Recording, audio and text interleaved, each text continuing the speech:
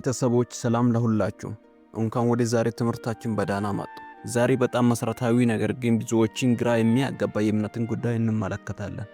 ይህም ትምህርተ ሥላሴ ነው። ሥላሴ ምን ማለት ነው? እግዚአብሔር አንድ ነው ወይስ ሶስት? ይህ ትምህርት በመጽሐፍ ቅዱስ ውስጥ አለ ወይስ የሰው ፈጠራ ነው?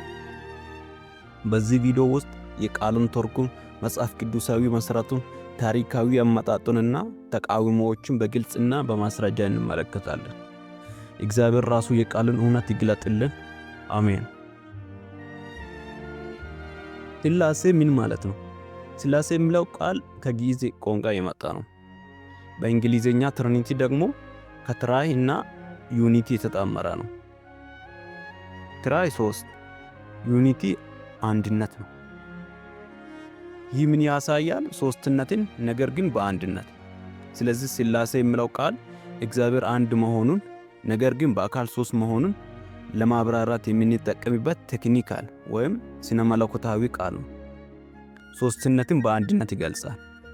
ሥላሴ ማለት ሶስት አማልክት ማለት ሳይሆን አንድ አምላክ በሶስት አካላት ማለት ነው።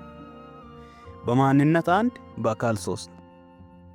ቃሉ በመጽሐፍ ቅዱስ የለም ለምለው ሙግት እውነት ነው። ሥላሴ የሚለው ቃል በመጽሐፍ ቅዱስ ቃል በቃል አልተጻፈም። ነገር ግን ይህ ማለት ትምህርቱ የለም ማለት አይደለም።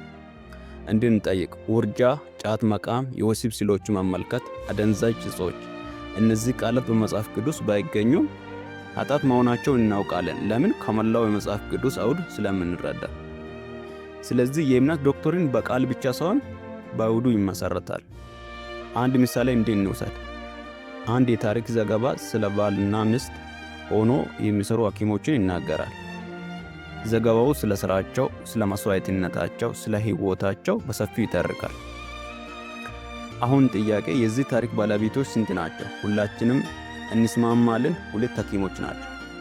ነገር ግን ሁለት ናቸው የሚል ቃል በቃል አልተጻፈም። ከአውዱ ተረድነው እንጂ። እንዲሁም መጽሐፍ ቅዱስ ሥላሴ ባይልም አንድ አምላክ በሶስት አካላት መሆኑን በአውዱ ያስተምራል።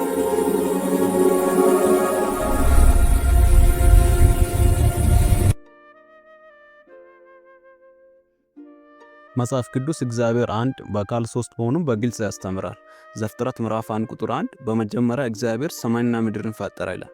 ይህ ጥቅስ እግዚአብሔር አንድ አምላክ መሆኑን ያሳያል። ዘፍጥረት ምዕራፍ 1 ቁጥር 26 ደግሞ እግዚአብሔር አለ ሰውን በመልካችን እንደ ምሳሌያችን እንፍጠር። በዚህ ጥቅስ እንፍጠር የሚለው ቃል ብዙ ቁጥርን ያመለክታል። ይህ ደግሞ እግዚአብሔር በአካል ሶስት መሆኑን ያሳያል።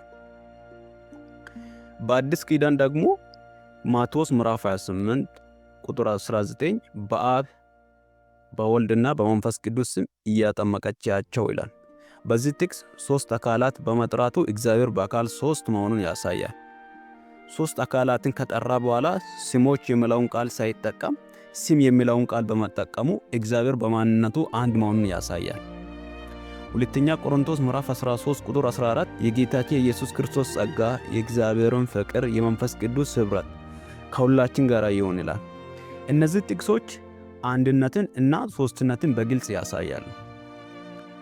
ሥላሴ የሚለውን ቃል በመጀመሪያ ጊዜ ተርቱሊያን 160 እስከ 220 ዓመተ ምህረት የኖረ የቤተ ክርስቲያን መሪ ተጠቅሞበታል። ነገር ግን እርሱ አዲስን ነገር አልፈጠረም። የመጽሐፍ ቅዱስን እውነት በቃል ብቻ ያቀረበ እንጂ። ጥያቄ፣ ሥላሴ ሶስት አማልክት ነው? መልስ፣ አይደለም። አንድ አምላክ በሶስት አካላት። ውድ ወንድሞቼ እና እህቶቼ፣ ሥላሴ ማለት ሶስት አማልክት አይደለም፣ አንድ አምላክ በሶስት አካላት ነው።